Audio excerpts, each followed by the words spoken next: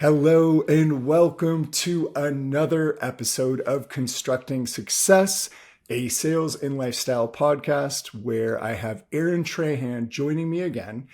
Aaron Trahan is the founder of Performance Mindset Coaching. I'm not going to go into all of his accolades, as you can pick those up in the first episode that I did. And just jumping right into it, I have a ton of topics that have been top of mind for me over the last 3 or 4 weeks since I've done a solo episode. And I can't think of anyone better to riff on these topics with me. So Aaron, welcome back to the show and thank you for joining me again.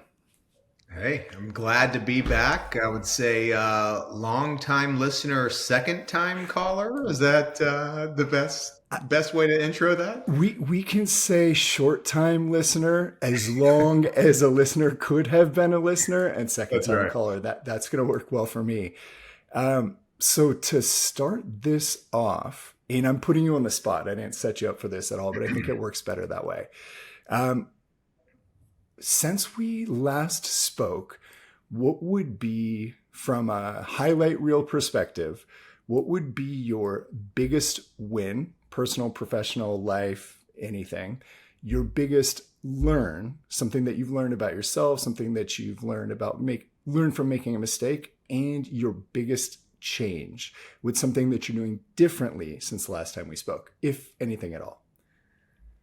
Ooh, yeah, that is a great fastball to start. I stuck you with it right off the bat. There you go. Yeah, I like it. I think I would say, starting with the win is, just and I feel like this is kind of a common theme, but it's learning how to stay in learning mode. I'm coming up on the 1 year anniversary of launching this business, this entrepreneurial venture, and you encounter things early on that even though you read about them, even though you're somewhat expecting them, but when the setbacks happen, when the things that you just thought you were about to close don't close, and it's how you kind of handle those. It's like it knocks you back on your heels. It hurts. I mean, you care deeply about it. And as I'm kind of, for lack of a better term, maturing as a founder, almost a year in now, I've really noticed, I would say over the past 30 to 60 days, I've really learned how to take those setbacks and adjust, adapt, and learn in lightning speed as compared to where I was, say, kind of 9 or 10 months ago, where it would be, kind of knock me out of the zone for kind of the rest of the day, whatever it may be. So yeah, I would say even though I'm a bit more into it than I was as kind of a brand new founder, I feel like I'm a better student today because I know how to extract what needs to be extracted out of those setbacks. Um, the other thing, I would say the biggest change that I've made is really figuring out new ways, more effective ways to kind of use a basketball term here to create my own shots. And as you're learning on how, especially around the sales aspect of it, and the sales mechanism, figuring out how to generate your own success, how to create your own shots. And so back to being a great student, I've kind of went back and really adopted a ton of automation that I can figure out how to scale, how to, with a 1 hour increment of my time, create leverage to generate the largest amount of output in the form of, outreach, automated campaigns that I can now wake up in the morning and I've got 2 or 3 people that have responded wanting to set up time to talk to me.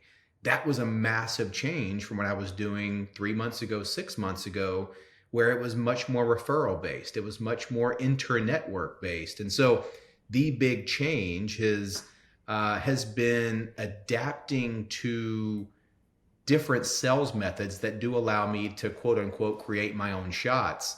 Um, the biggest low light, I think, that I'll kind of pull out of there is, I would be lying if I said just figuring out how to balance it all is still a big struggle. I just was talking to my wife about this just yesterday. It's like, how do you fit it all in? And I think that's the big magic question that we all look for and we seek. And I've got three main jobs. I want to be great at my craft as a founder of this organization and bring value to clients, but I also want to be the best dad that I possibly can be and the best husband. And at different times, that juggling that balance of being kind of having it all, so to speak, has been something that as I've got more ingrained into the business, I need to sit back and say, you know what, I didn't strike the right counterbalance between those three, and haven't been as present in other areas of my life that I need to. So I would say that's probably been one of the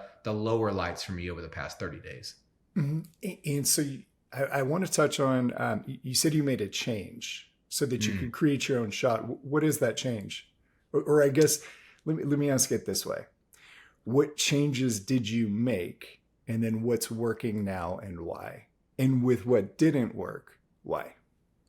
Yeah, it really came down to volume and not knowing the how around creating the outreach volume that allowed me to play the conversion game. And so if you're just looking at knocking out 10 outreach attempts through whatever medium you choose, there's going to be a conversion number on that you're going to have an interested group that wants to move on to the next level that you'll have the opportunity to convert. So the big change was implementing automated campaign systems that really allowed me to 10x that volume, that have given me a ton more opportunities to create leverage and scalability on my time, my energy, my resources. And it's been kind of a game changer for the business. What was from a scaling perspective? So I think you said you were able to do 10 outreaches on your own. What are you able to do with automation? Yeah, it's went about 10x. Okay. So almost, anywhere between, on a daily count standpoint, you know, all things factored in between on LinkedIn network, email. Yeah, it's somewhere between 75 and 100 now. And as I get better at targeting, as I Mhm. get better at messaging, as I kind of take the learnings from all the no's, right? And like, what could I have done better? What's working? What am I testing? How am I tracking? Getting better in all those areas to increase conversion rates as I'm increasing the volume has just been kind of the culmination of being that good student, kind of learning all the things to just have a more fine-tuned system this week than I had last week, and have a better system next week than I'm going to have this week. So it's just that rate of continuous improvement. What are you putting it? This is going to be a very valuable topic for anyone that's in sales, me included, because I'm curious. I prefer, and I believe in scaling. I believe in automation. All that's great. Yep. Once you fine tuned your messaging, Yep. that's an important piece. And even the messaging is important. Wording Mhm. is important, but we don't we don't need to focus too much on that, because if you're able to shine a light on a problem, if you're able to slightly scratch an itch with that automation, you know, the wording is less important than the prospect or the suspect on the other end looking at it and saying like, holy shit, well, I don't even know Aaron, but I am Mhm. dealing with this. And I'll share a story about this in a moment. I just Yeah. had the second best,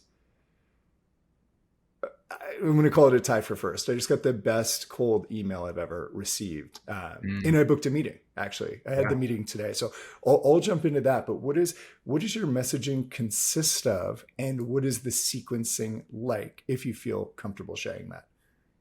Yeah, it's really kind of starting out as asking that big question. Where I can do the best work is helping people accelerate the path to getting to their next best version. So for me, the big qualifier that I need to identify to make sure that there's a match to even go any further is understanding is reaching your next best version or is reaching the next level a top priority to you? Mm-hmm. Plain and simple. Mm-hmm. If it is, and whether for a lot of people, they're going to say that it is, there's a completely different response for those people that are ready to take action. If you're ready to take action, I want to give you immediate value right here, right now. Mm-hmm. So where I've really dialed in my messaging, where I've seen the biggest impact was, and probably one of the mistakes that I would say that I was making early on was holding a little bit too much back. Now I've really taken a different approach and leaned in. It's like, I'm going to give you a tool right out of the gates that can be applied immediately. You give me 30 minutes, whether we're a fit or not, you're going to walk away from this 30-minute conversation with a tool that can generate immediate results for you. If in fact, you reaching your next level is a priority. Mm-hmm. The reason why is because where everything starts for me, and I think we talked about this last time, is I really start from a place of generating awareness. You can't improve or enhance anything that you're not aware of. Mm-hmm. So when we create some alignment, that awareness is a strong foundation, I'm going to give you something just with no strings attached that will help you increase that awareness. Mm-hmm. And so when we can check those two boxes with the right target audience, it's always going to generate at least that 30-minute conversation for me to have the at-bat or the opportunity to show them how I can help and whether or not that I'm a fit for them to get them to the next level. That's been a game changer for me. And are you doing with sequencing? There's, I think they say give, ask, or give, ask. How is that looking for you?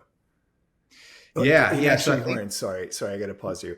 I'm Yep. assuming that everyone knows what we're talking about. So for the listener, if this is not, if you're not familiar with this, with automated sequencing, we are able to create a well thought email that will go out. It could be a text message, it could be a LinkedIn message. There's so many platforms, but that will give a thoughtful outreach. And when I'm saying give, ask, one of the models, and I don't know if it was it Gary V that came up with that? Okay, Gary V. And he also refers to it as kind of a jab kind of punch. Okay. Too. Yeah. Okay. Yeah. So it's an outreach where we're not asking for anything off the bat. We are providing value, and through through value, we're gaining trust. So I don't know this person, but they just sent me an article or a white paper or a case study that has results that I care about or that I'm interested in or that I would like to see for myself. Something like that. And it could be a tips and tricks, a how-to guide. And when you establish that instant credibility and when you provide instant value, this isn't going to be for everybody, and we're never going to be able to sell everybody. I'm not going to go down the politics road, but look at our government and the way we vote. Like, we've had hundreds of years to get this together, and it's still pretty split down the middle. So you will not get everybody, but for that listener, for that viewer, for that suspect that got the cold case study that you gave or white paper, when they find value in it, let's say it's 5% of your outreach. With automation, just like Aaron said, he went from 10 cold outreaches per day to 75 to 100. That is huge. And you only need a few of those to make your year, make your week, make your month, whatever. But the give, ask is you give, and then you'll ask for some time. Or hope you found out value in this case study. Does it make sense for us to jump on a call to see if there's anything else I can help with? So now that I'm back off my soapbox, Aaron, take it away. Thank you. Yeah. I mean, what I want to pull out of that first and foremost is like the big mistake that I made is like, hey, let me entice you in some way. And I've got value over here that I want to show you, when the new approach or the more refined approach is be valuable right out of the gates. Add value as quick and upfront. Let's not waste your time, their time. It's like, if there's value to be gained, give them the value, build value from the day one.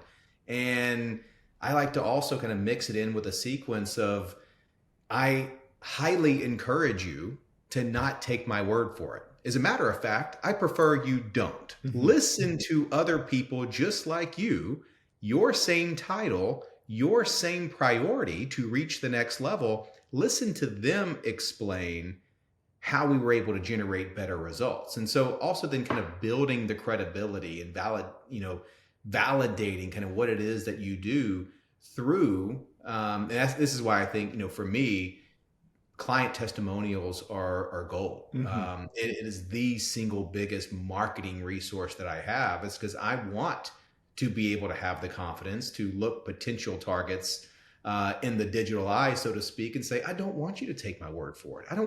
I don't want to entice you through a sales presentation or a clever headline. I want to give you value, and I want you to validate me based on the experience that other people like you, just like you, have had engaging with me. And then and only then, you want to get on a call, see if we're a fit. Only after that can we discuss how I can help. But right now, I'm here to share value with you, make sure that you get a high return on your time investment for spending time with me. And then we determine if it's a good fit to kind of move forward. But up front, I don't have anything to sell you right here, right now, until we kind of cross that bridge and we both determine this is going to be a valuable relationship for both of us. Yeah, that's awesome. Ian, what are you noticing as far as touches? And this is huge for the listener that is in the sales world.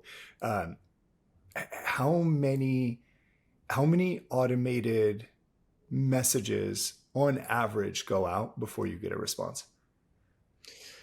Yeah, it varies, but I would say it's certainly, anything, if they haven't responded by the third, I find it very rare that I get any response, after that. And I think the ones that respond off the first, I think you then owe it to yourself to be highly responsive to that. Yeah. If they're responding off that very first message, your question to them connected, you probably just helped scratch an itch for them.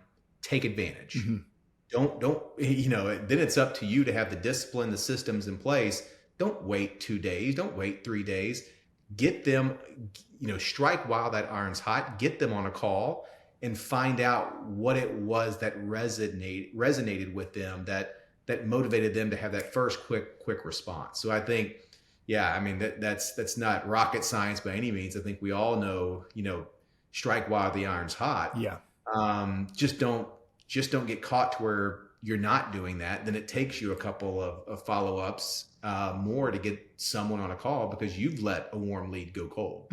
Yeah, no, that's strike while the iron's hot. That's huge. They're not going to be never say never, but typically someone who responded right away or somebody that did respond, well, it's top of mind. That is when you want to make your, I wouldn't say intro because it's coming off an automated message, but you want to make your real intro, your genuine intro where you can get them on a phone call, where you can set up a meeting, or just continue to pick their brain through messaging, but make it more customized at that point. So it doesn't feel like a clunky AI robot that will one day be really good, but isn't so good right now.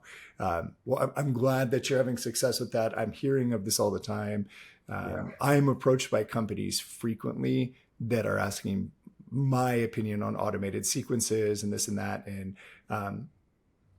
I lightly touched on this, and I'm going to double down here, is the messaging in the automated sequence doesn't have to be perfect. It doesn't have to be long. It just has to hit. It just has to hit a soft spot. You just have to find the chink in the armor. And if you do that, or if the sequence does that, that is a very good opportunity when they say, holy shit, that's me, let's talk.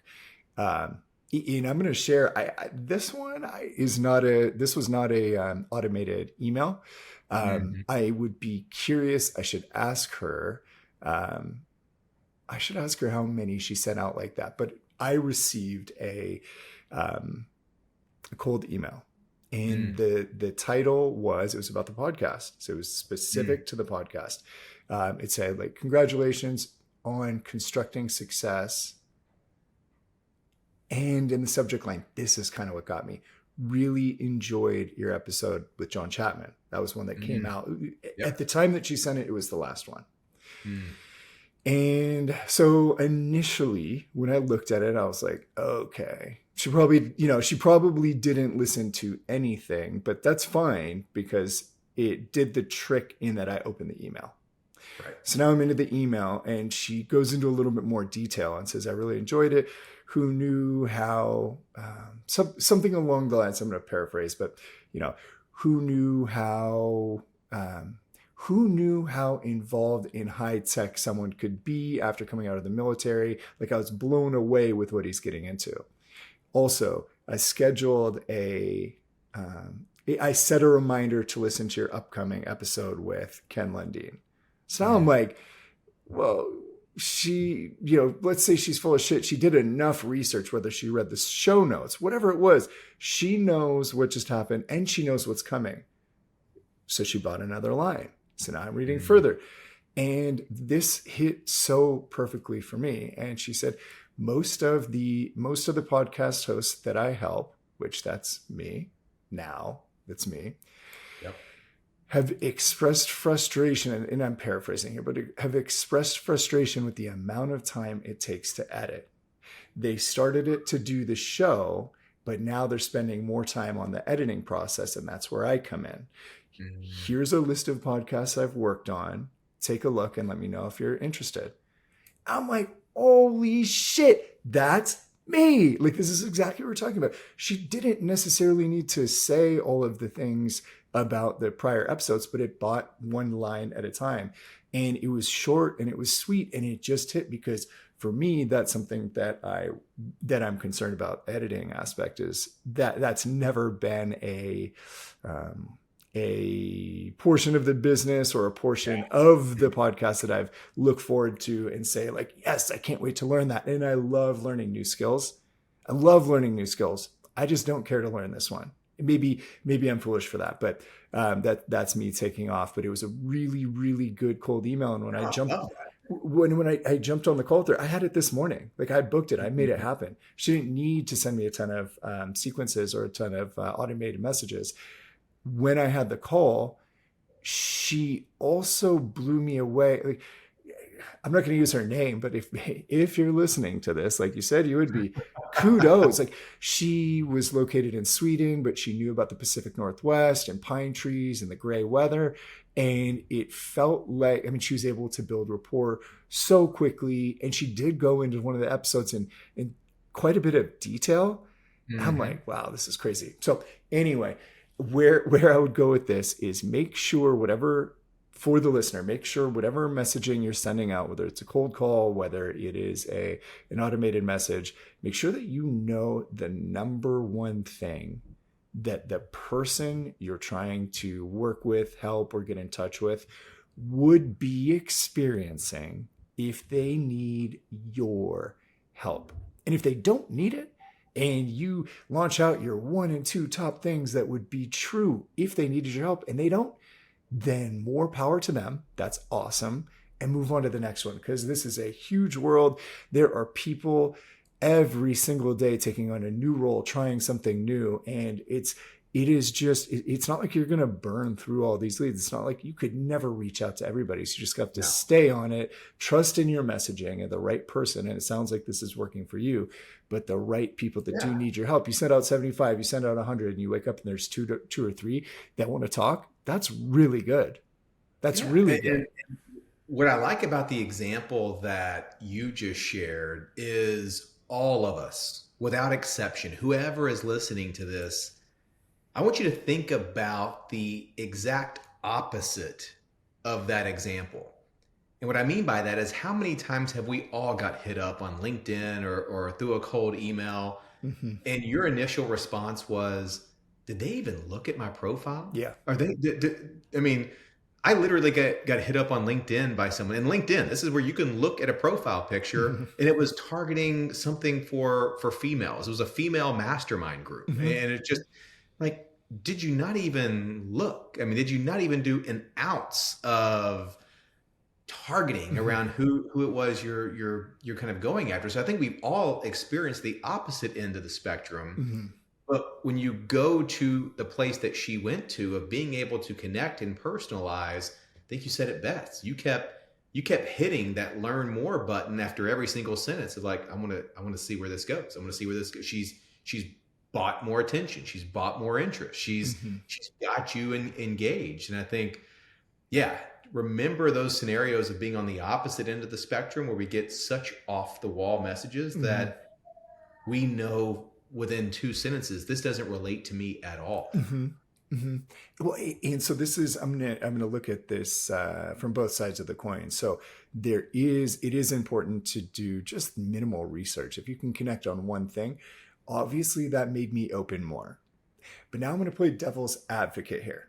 And Mm. unless the downside is that you're running out of LinkedIn email credits or whatever that downside could be, where you're being maybe limited on your outreach, that's Mm. the only thing that I could see that would get in the way. But if you're able to just take a spray and pray approach, that LinkedIn message that you got for a women's mastermind group or class, that doesn't apply to you. But who knows how many went out that day, and maybe it didn't even matter to check. It's like, well, if it doesn't hit or if it doesn't apply to them at all, they're not a good fit anyway, and I'm just going to keep this thing cranking. And Yep. maybe, like I would recommend taking an approach more to what you're saying and more to what I received.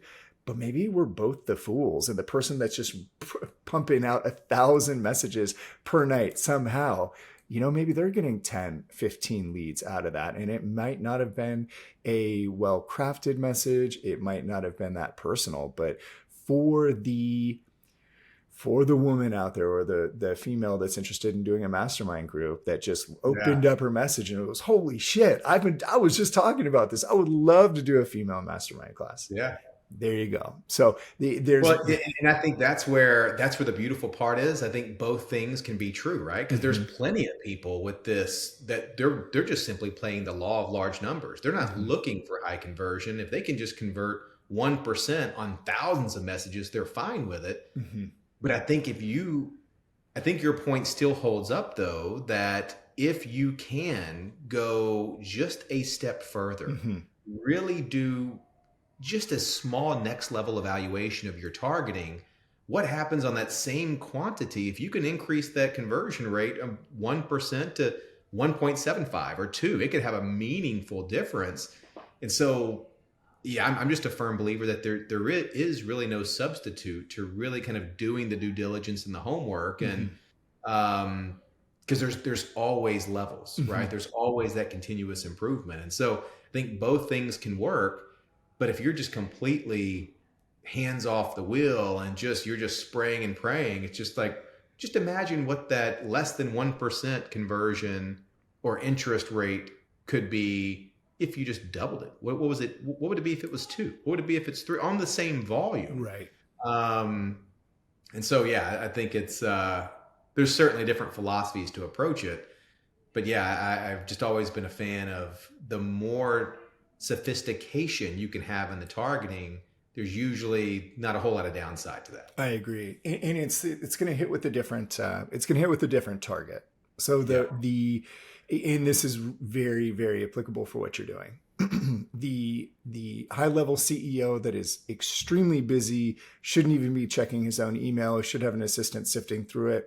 Like, I'm painting a picture of a real example. This is something that does happen, but that's Mhm. not always going to be the case. But in that example, the sophisticated personalized message, that's going to make it through, as opposed to the spam boilerplate, just send it out to everybody.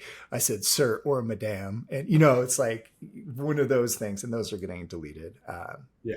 immediately Yeah. so not that this was the goal of that conversation, but I get asked about this all the time, cold calling or cold emailing. I 100% would say cold call over cold email, but using this example, you can hit such a large target audience by using the cold mail. And if you Mhm. put a little bit of time into it and make it just slightly thoughtful, even, that's going to penetrate way more, and you don't have to worry about anything. It's selling while you sleep. It's reaching out all the time. So I guess I'm talking through my own, maybe I need to lean into automation a little bit more. I haven't been doing it at all. Yeah. So maybe I'll do that. And But I think oh, it goes hand in hand, right? So mhm, the better your targeting, the more thoughtful your targeting is, I think the more that you can kind of get away with some automation, yeah. because your message will have that next level appeal to that broad target audience that you've kind of fine tuned. Hmm. When there's less inputs into the targeting, I think that's where automation could probably hurt you. Is you're sending things for females to then males, and Yes. your conversion rate takes a hit for that. So yeah, I think doing the due diligence and the homework allows you to benefit from the automation from strong targeting and really dialing in who that target audience is, to where a semi-general message can have the same appeal Hmm. for a wide audience, versus not doing any of that targeting homework and saying, here's 1,000 accounts, I'm just going to spray it with this message. Hmm. I think that's where, yeah. So I kind of feel that when you do that due diligence, you've kind of earned the right to incorporate some automation and see the results from it. Yeah. No, without question, I agree. Um, Before I forget, I screwed this up. So I wanted to, well, it doesn't matter. It flows how it flows. I need to, it's important, address some messages that came in. So, because Yeah. this is rare. I can't believe this is happening. So for these people that messaged me, thank you. And please keep it coming. And it is info@constructingsuccess.fm. But none of the questions were sales related this time. So, Aaron, I'm going to ask you to weigh in on these with me. But two of the three, so I received three messages. Mm. Two were regarding public speaking. This keeps coming up. And the messaging is it's odd how consistent both messages were. But this apparently is a common fear, common theme, or whatever for people that are petrified from public speaking. And they both in this instance said, you seem so confident and composed when you speak. What are you doing, or how did you do this? I'll have you weigh in, but I cannot say this enough. Like, if you could Mhm. see my face right now, I've got a crazy scowl. I didn't do anything but mess up so many times repeatedly, and work up in scale from a small, maybe talking in front of 1 to 2 people, to now this last weekend gave a best man speech in front of 160 people. And what is so important, and this is why science and technology and data is so cool. I wouldn't have known this before.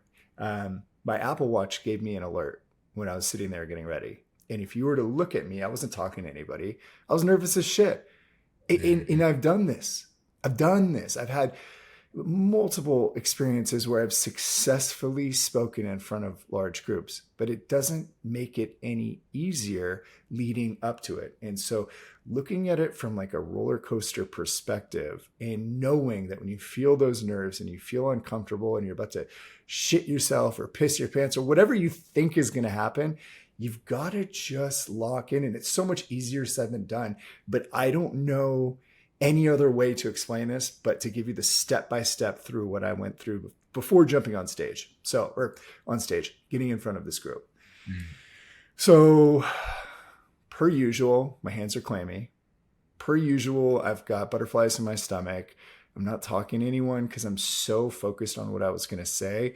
And I had a speech put together, but I didn't. This is just me. I just didn't. I wanted it to come in right at 5 minutes, and I thought that I'd be at, call it 3 minutes. So I was like, should I say anything before? Should I say anything after? And then, as speeches like this go, the longer you wait to go, everyone is taking the wind out of your sails.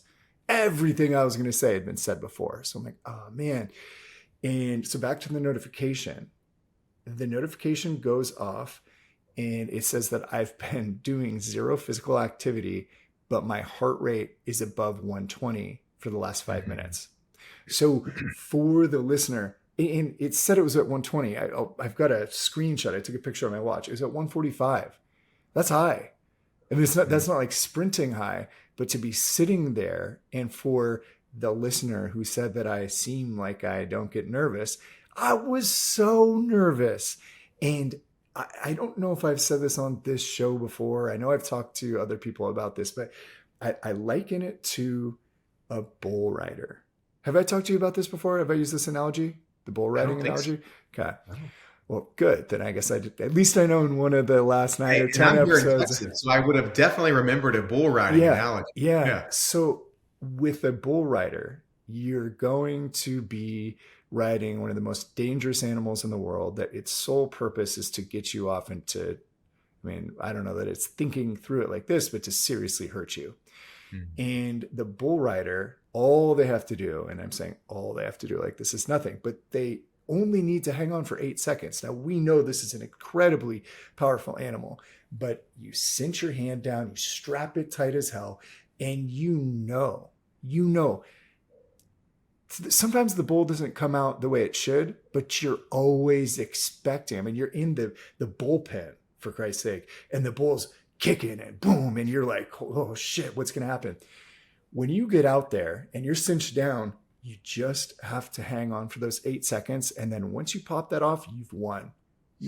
You haven't won. You've achieved what you needed to achieve. The judges it will then go to the judges' scorecard should anyone else have made it those 8 seconds. So just took off on a wild story as normal. But when I get up in public speak, I know there's going to be 30 to 45 seconds where my knees are shaking. My voice is stammering a little bit. I sound nervous. Sometimes my voice could go away. Sweating profusely, armpit sweat, you name it. But for whatever reason, and this is just experience, this is just going over and over again.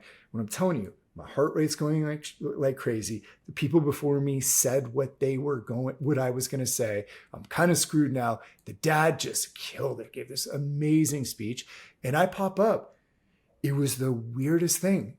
Once I had the microphone in my hand, once I said my first word, the nerves were gone. Mm-hmm. And that's just an experience thing. So I'm taking off on that because it was a listener or a viewer that was asking me about that. The moral of the story here is it doesn't go away.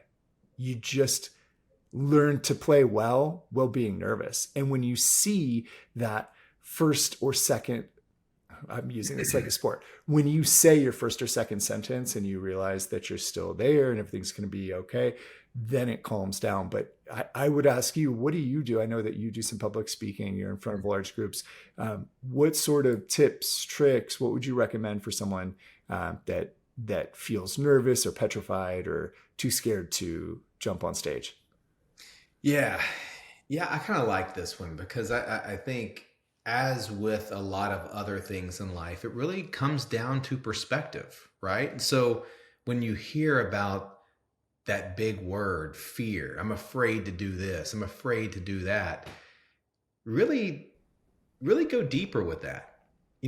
What exactly, like, what if we change that label, right? So what if it's not fear to do something and it's just more of this is how your body is processing the excitement to do something. Mm-hmm.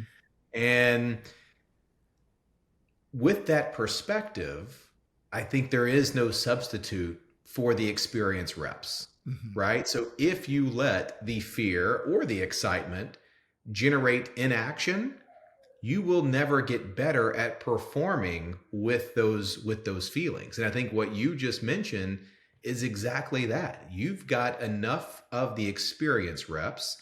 You simply took action to where it doesn't mean that you will avoid those physical sensations because the excitement's still there. The nerves are still there, but it's not preventing or altering your ability to perform with all that going on. Mm-hmm. You hear about this with high performance athletes and basketball players, football players, still really, really nervous before, and they're the best in the world at what they do. And so the one challenge I would have is really stress test the perspective around those feelings that you have. Do you even have to label it as fear, or is it just general excitement of the opportunity that you have to share your thoughts with a big group. Mm-hmm. That is exciting. You don't have to be afraid. There's actually nothing to be afraid of. Doesn't mean the feelings are comfortable. It is an uncomfortable feeling, but yeah, I'm a big fan of removing the label. And what you said, once you kind of got in that flow, is something that I always like to talk about. And that is emotions always reward action. Mm-hmm.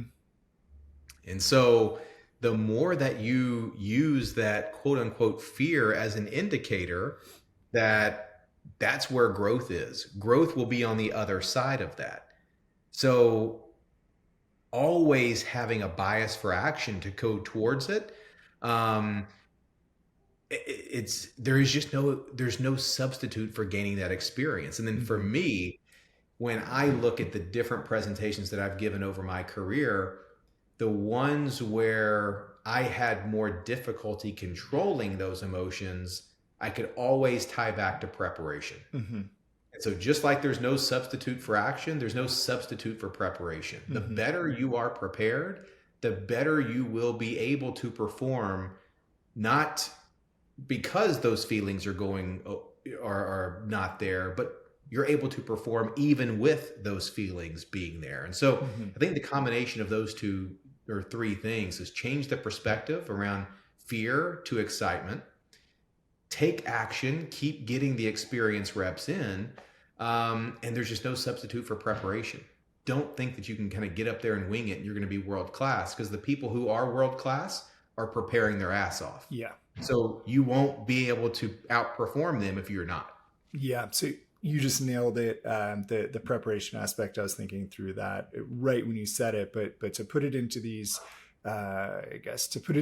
three buckets. So changing your thought process on what you're feeling and understanding that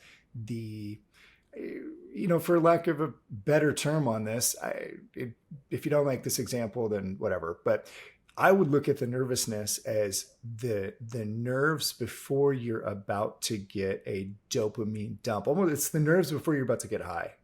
And if you're good at what you do and you can command a room and you can say something that you know is going to hit and they laugh, and you're not just standing up there petrified, you're working the room, you're walking around. For me, that is a high. It is just, that is one of my favorite natural highs that is out there. Just feels good to be in control.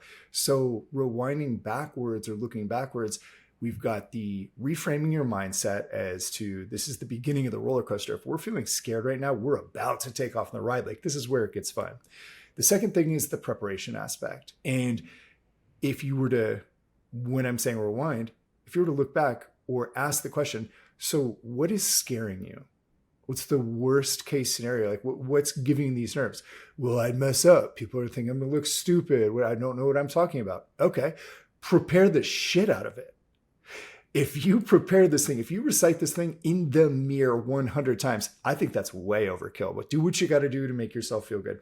If you do it 100 times, there's no way you can mess it up. You know it backwards, front. You could start at the middle letter of the middle word and go backwards on the speech, or forward, sideways, in and out. So now that we've got the preparation and you know that nothing could screw you up, there could be a hurricane going off and you're still going to stick to the script.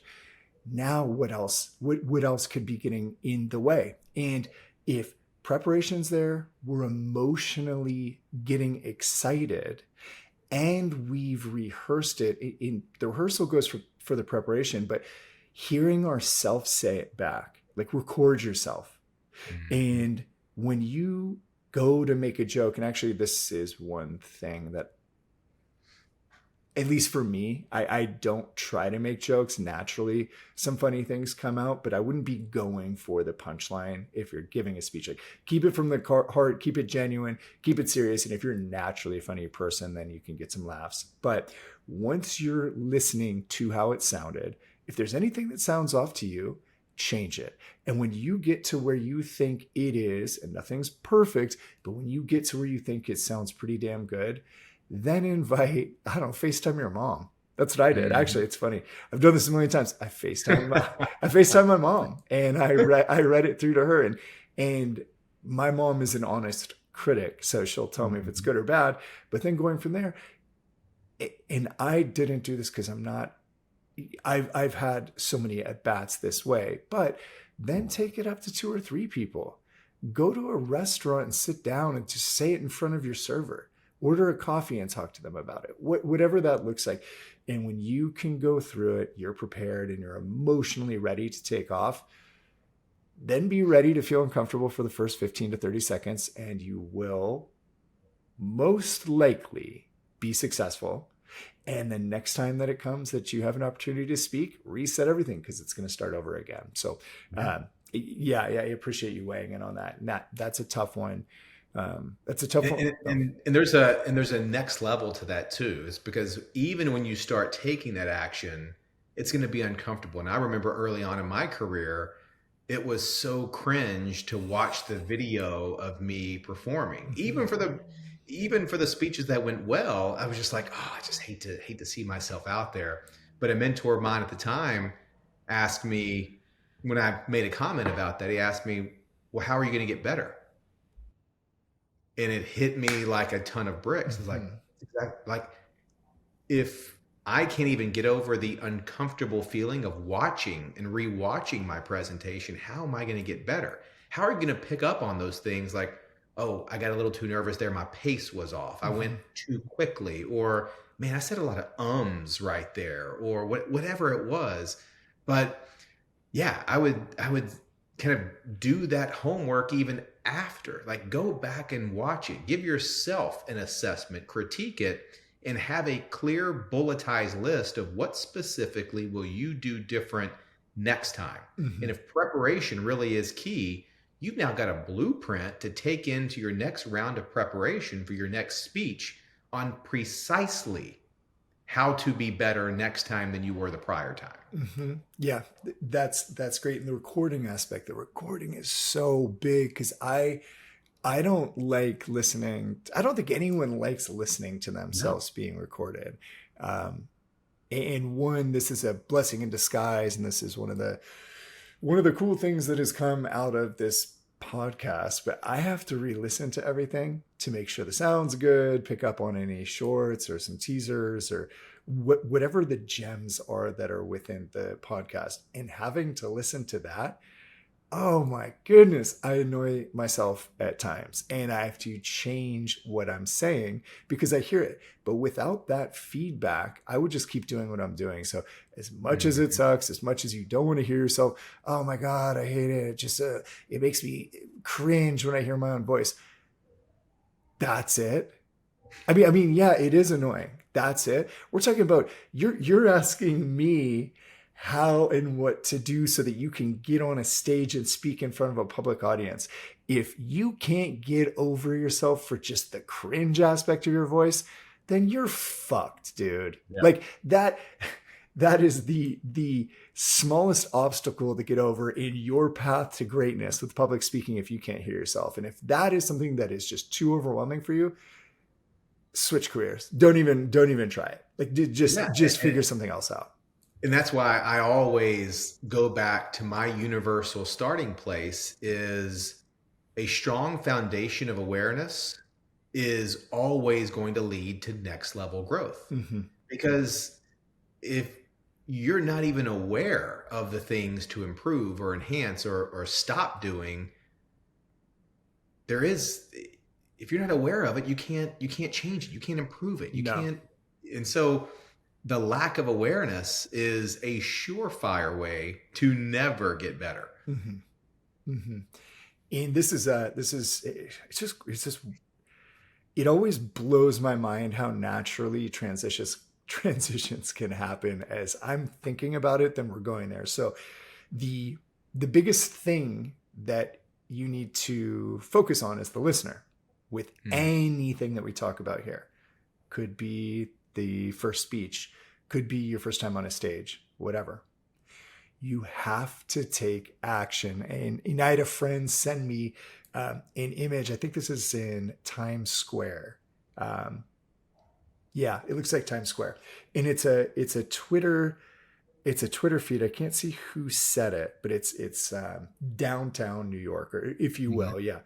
And the way that it's listed in this big billboard, it says, "Your first workout will be bad. Your first podcast will be bad.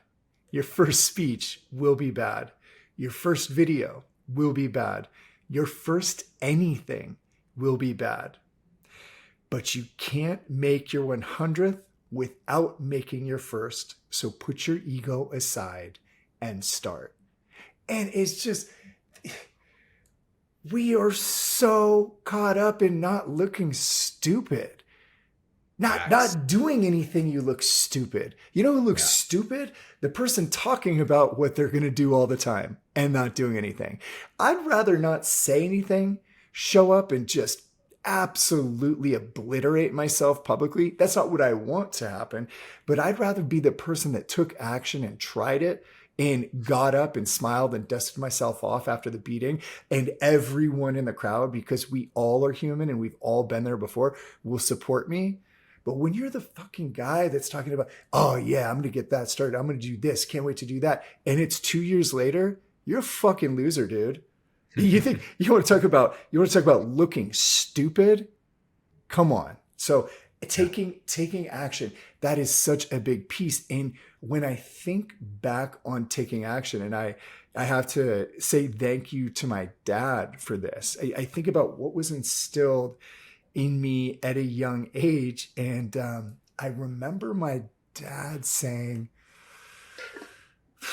I could have been 10.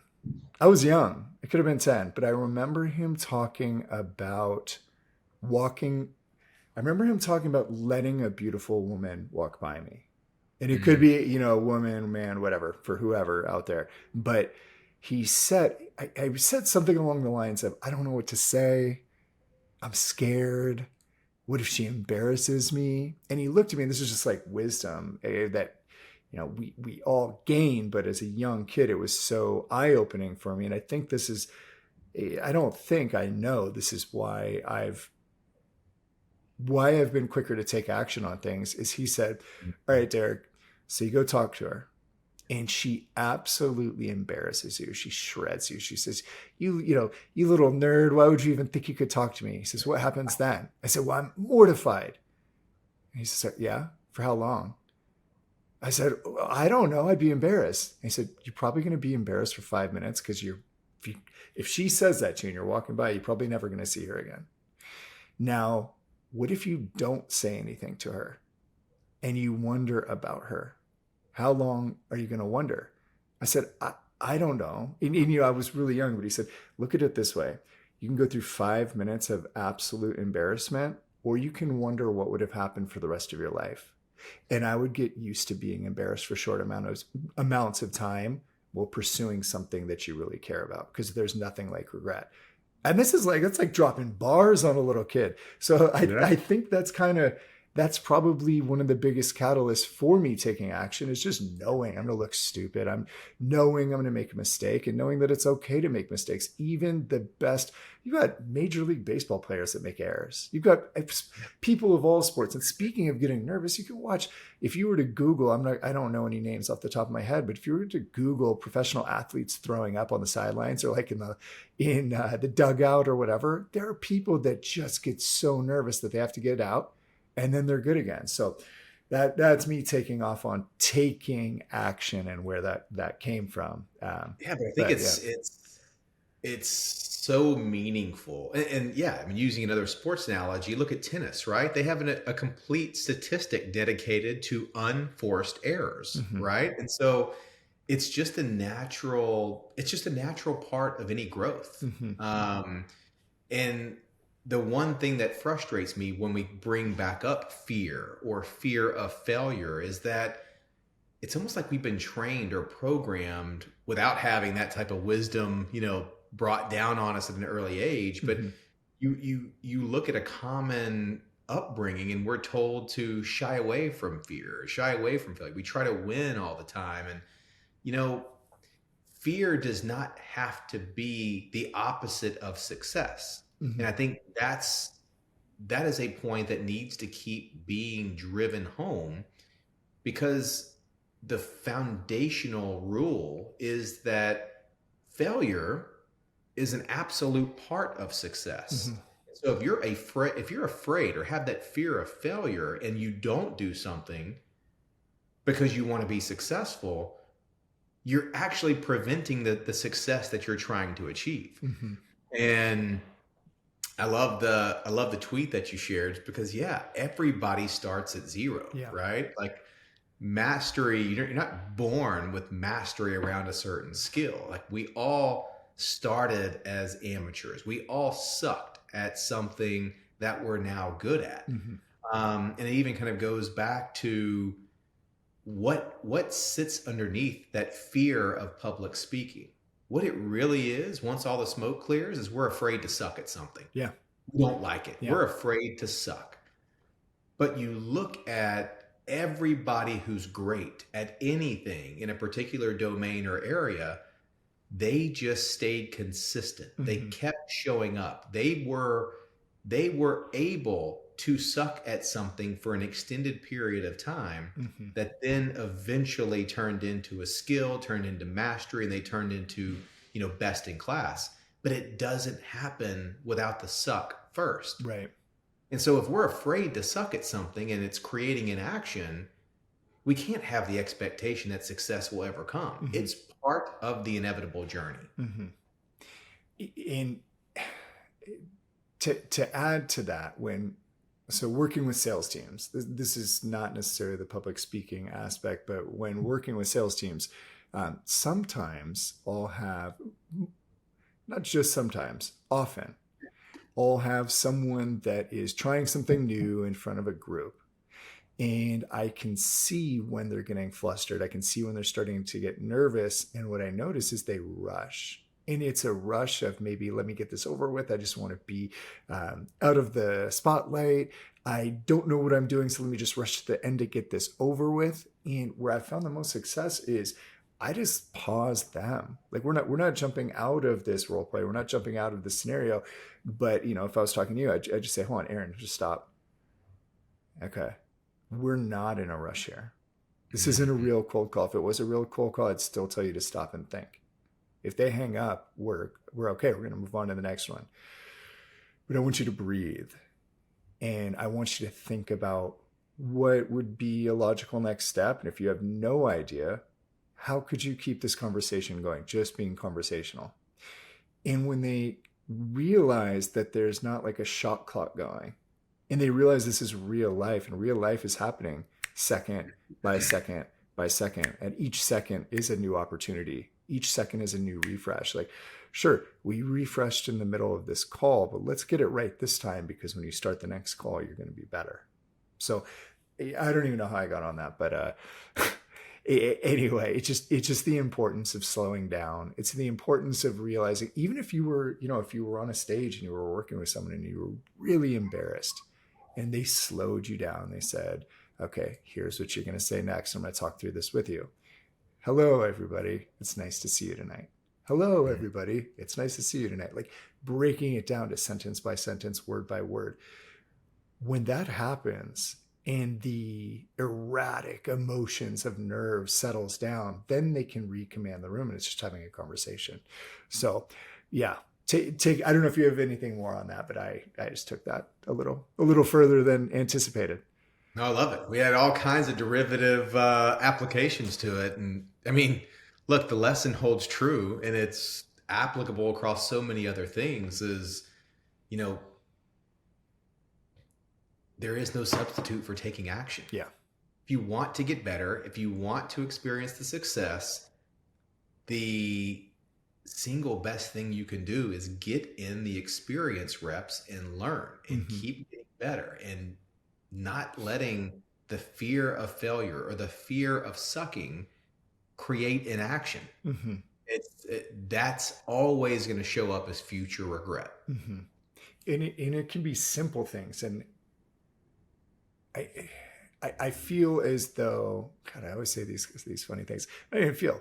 I know that we get caught up in the big things, but if you look at the person who's concerned about taking action on something big, or what they consider big, if you were to dissect the rest of their life, they're not taking action in other places either.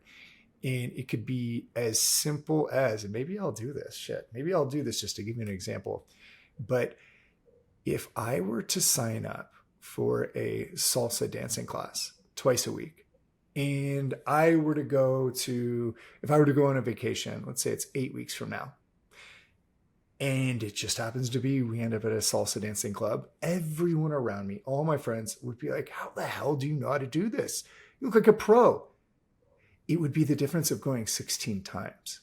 And those 16 times compared to someone who's never even tried it before, I'm going to look like a master.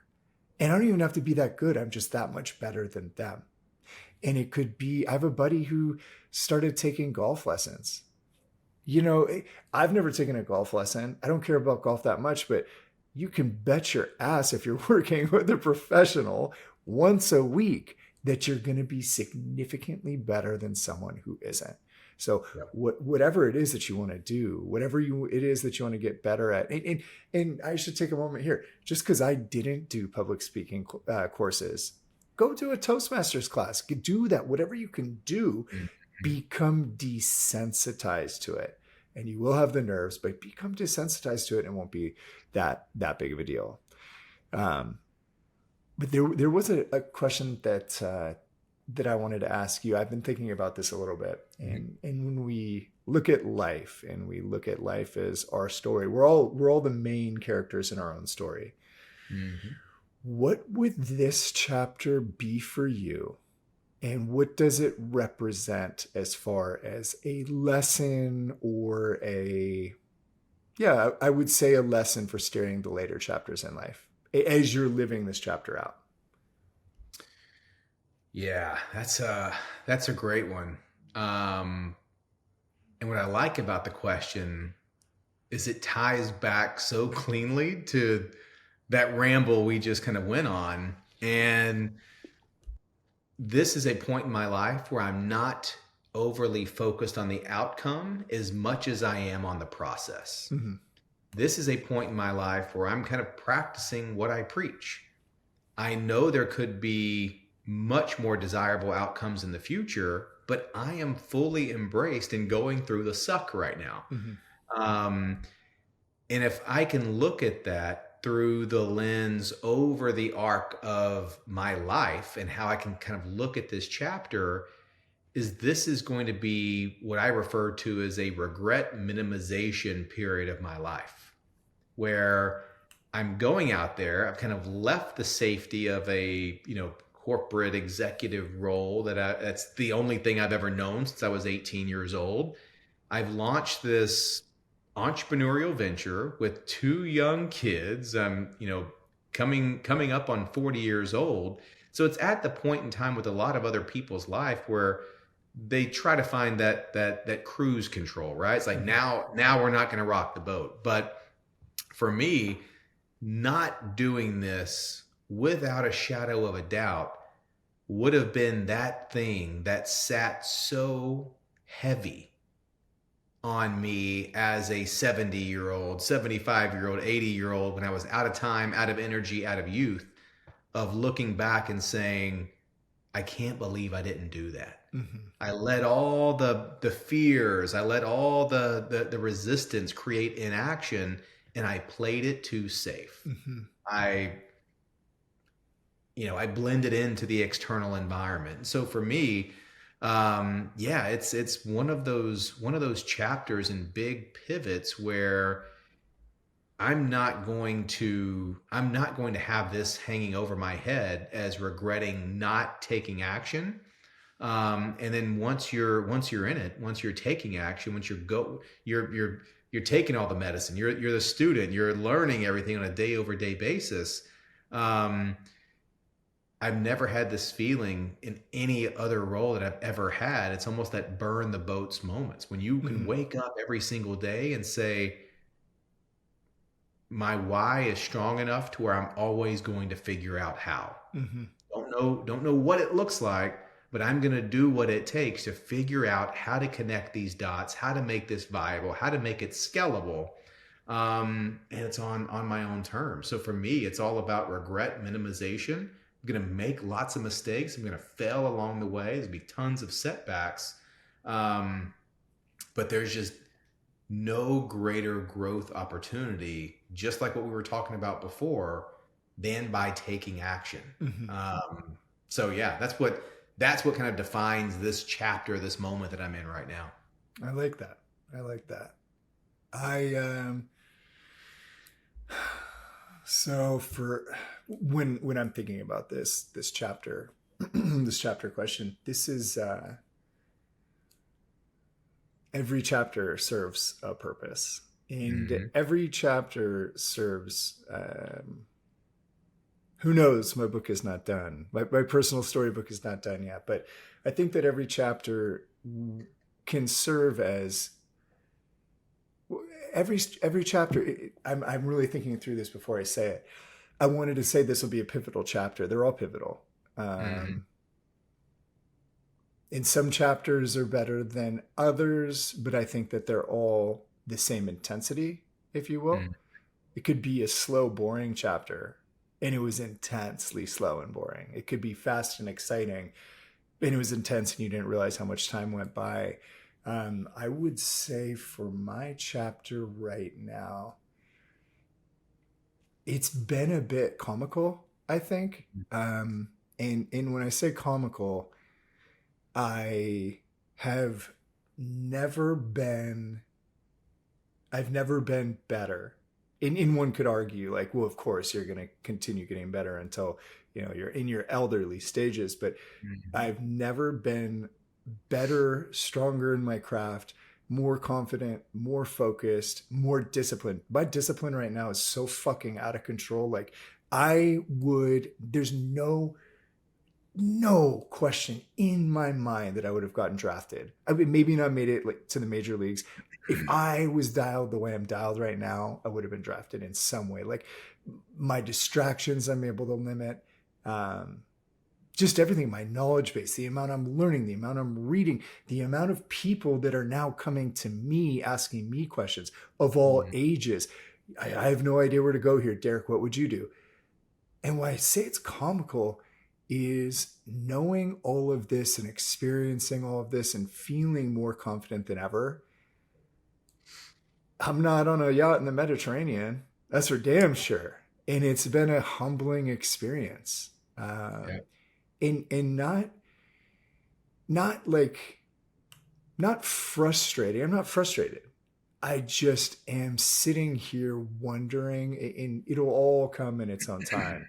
But I'm dating someone, and I was explaining to them, I'm like, for how much you see me working, I used to make a lot more doing a lot less. And this is, the lesson is coming every day, and this is patience. And this is, we were talking about Alex Hormozy earlier, which I've got to give my little shout out, because I did not like him at all. And now I think he's amazing. And yeah, so thank you, Alex, if you ever hear this. But he had put out a tweet that said, whenever I get to a low point where I think, why do I even bother? I just try to remind myself this is where most people stop, and this is why they don't win. And I haven't even gotten to a low point. I'm just, fuck, man, for how much I am putting in, for how much focus, for how much attention I'm giving to my clients, everything. When this pops, when this goes, I like almost like a Pringles can. Once you pop, the fun don't stop. I'm just waiting for this to blow open, and I know it's going to happen, but not even. But I know it's going to happen. Yeah, I'm just checking my fucking clock a lot more now. Like, come on, where is this at? So yeah, that's I guess that's what I would say about this chapter is I've overcome most of the things that make me nervous or scared or uncomfortable. I feel sharper, stronger, more composed than ever. It used to be a situation where I remember doing product knowledge meetings and being nervous of talking in front of two people. And now I feel confident going into a business and talking to their CEO and, looking into it, understanding it better, but being able to make significant changes and speak from a position of authority of this is why this needs to happen. But I go back to the comical thing. It's like, I've got all these things going and I'm not in a rap video yet. That's what I'll say. I'm still really digging deep and driving hard for whatever it is. Let's play with that for a second. And I'm curious to ask, how much do you think that feeling that you're having is more of societal wiring around maybe not instant gratification, but more short-term gratification, right? It's like, I'm putting in this work, I'm expecting a return to come fairly quickly. What do you think would happen if you changed how you're scoring on the scoreboard? What if it was only purely about the process and you getting better day over day, and that was the scoreboard, versus some other type of monetary end result and or kind of the final outcome? What if you just removed the outcome off the table and it was only about the journey and the process? Do you think that would still be there? That's a good question. So I've thought about it this way. And the process, that aspect of this journey is 10 out of 10. It is nearly impossible for me to block out. It's nearly impossible for me to block out the amount of demand or request for my expertise compared to what it was, call it 4 years ago. And it's impossible for me to, well enjoying the process and well loving that I've learned enough that people come to me and say, like, how would you do this? What would you do?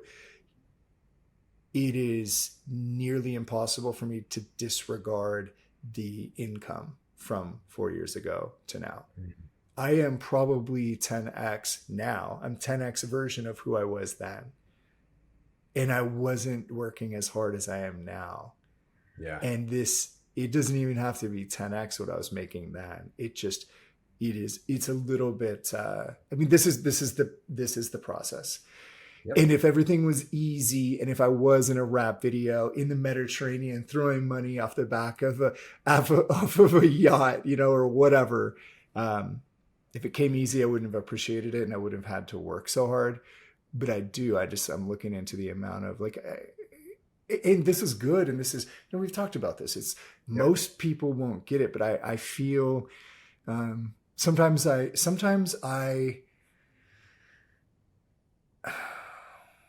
wonder, am I pushing the wheel too hard?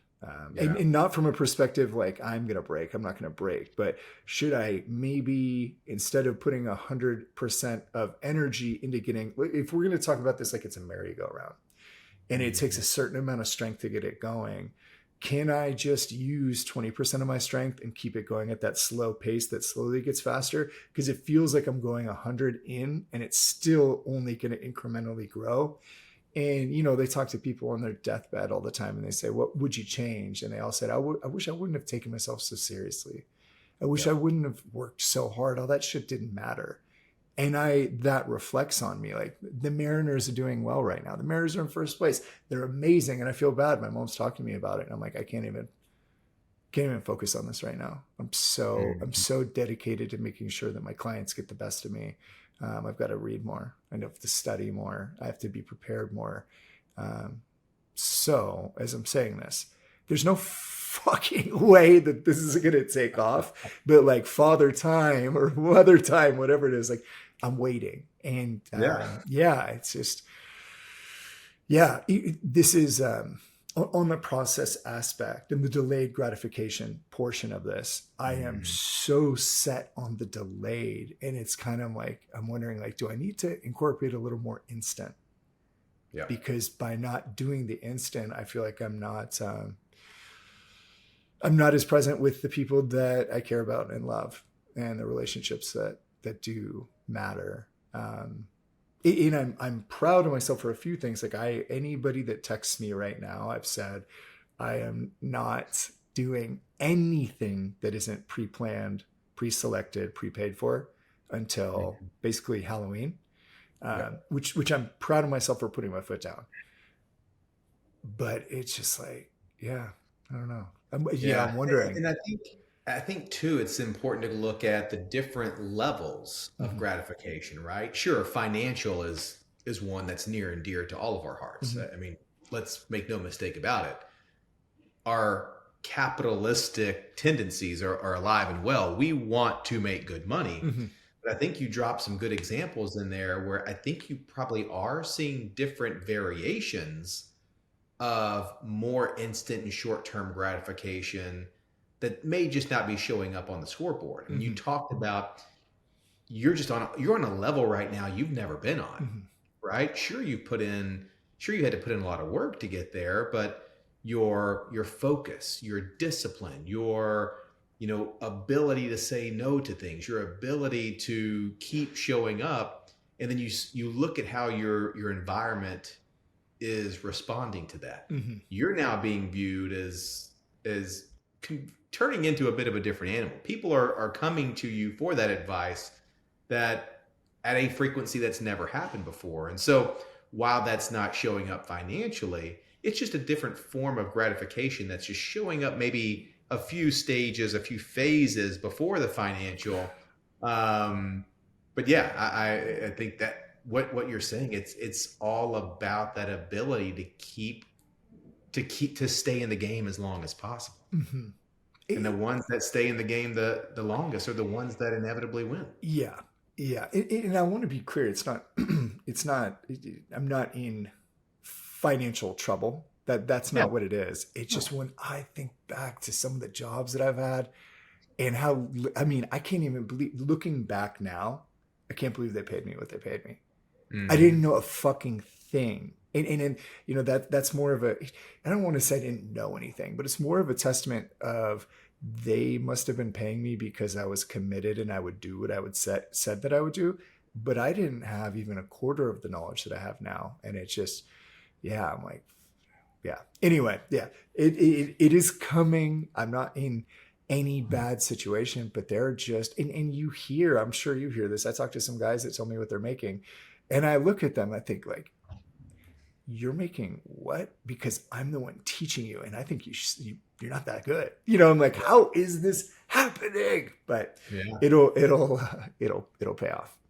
Oh yeah. So that brings me to a Jay Shetty post, and I love Jay Mhm. Shetty. I know you're a huge fan.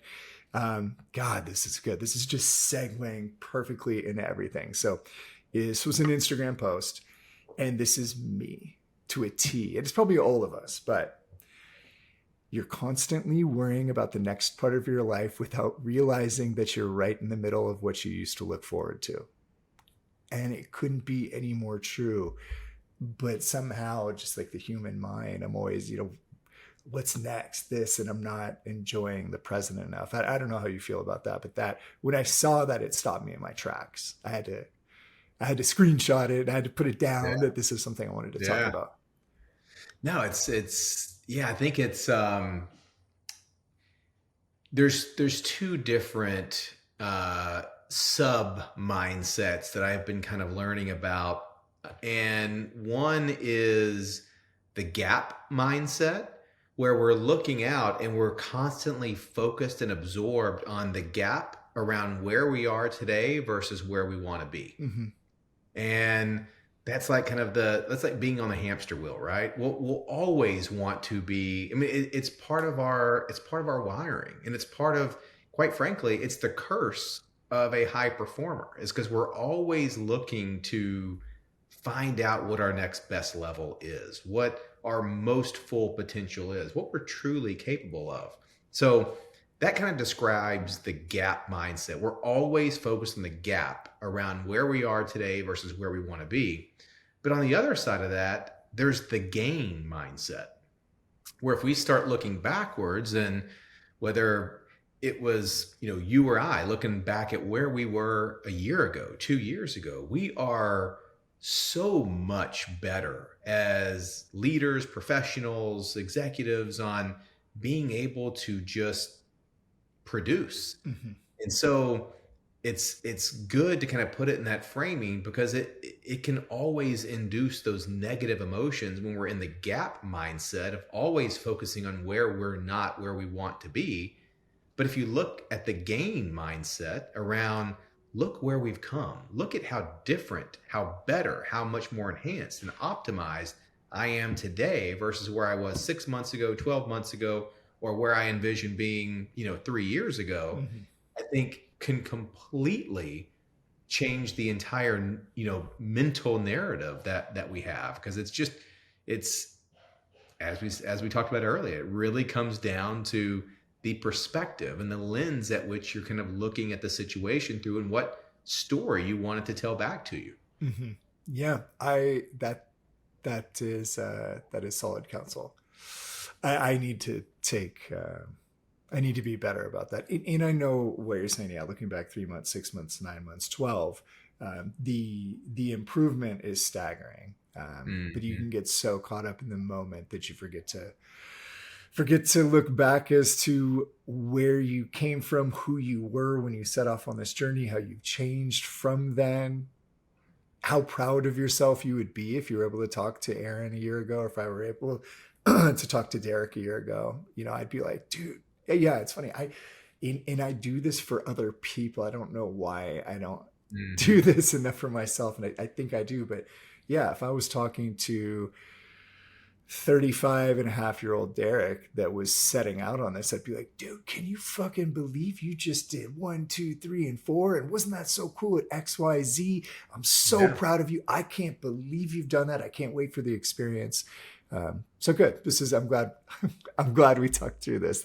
No, That's and, a good and way to that's look at and things. that thinking about those two views, those two perspectives. I mean, look, I'm facing the exact same things. I kind of look back at where I was at certain levels in my career from an earning standpoint, and that was kind of the thing that I was chasing. It was my most important personal KPI. It's kind of how I valued my own worth. But then as you kind of evolve and kind of think about, well, what are the other statistics that I'm kind of measuring success by? What is my holistic definition of success? And we will always be able to look at where we want to be, or where we think we should be 2 years from now, 5 years from now.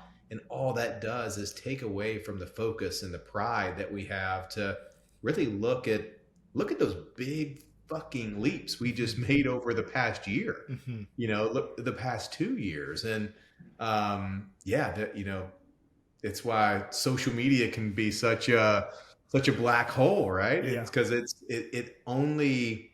is by design, through algorithms, meant to keep us in the gap mindset of aspiring to be something else, aspiring to go to a different place. And while there's a need for that, it shouldn't outweigh kind of the acknowledgement of the process, Hmm. of the journey, of looking at where we've made those leaps, no matter big or small, from month over month, week over week, year over year.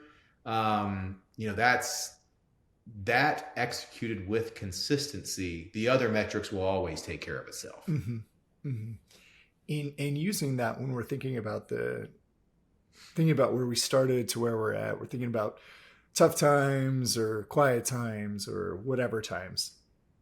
What are you doing for positive self-talk? If Mm. you're doing anything, I'm putting you on the spot again, but how do you deal with that? Yeah, it's really been adopting this concept that we were just talking about. I found myself. Let me back up. I Hmm. found it alarmingly easy to get sucked into the gap mindset Hmm. of trying to get to a place, a number, a metric, a financial positioning so quickly. Hmm. And if we're not careful, it's like water. It'll find the path of least resistance. And that is just a very easy path for us to kind of go down. And it's all consuming. It's easy for that to consume our thoughts. But, for me personally, when I kind of stay present and say, what's my end goal? And I kind of really like to look at this in three big questions. One, how am I defining success for myself?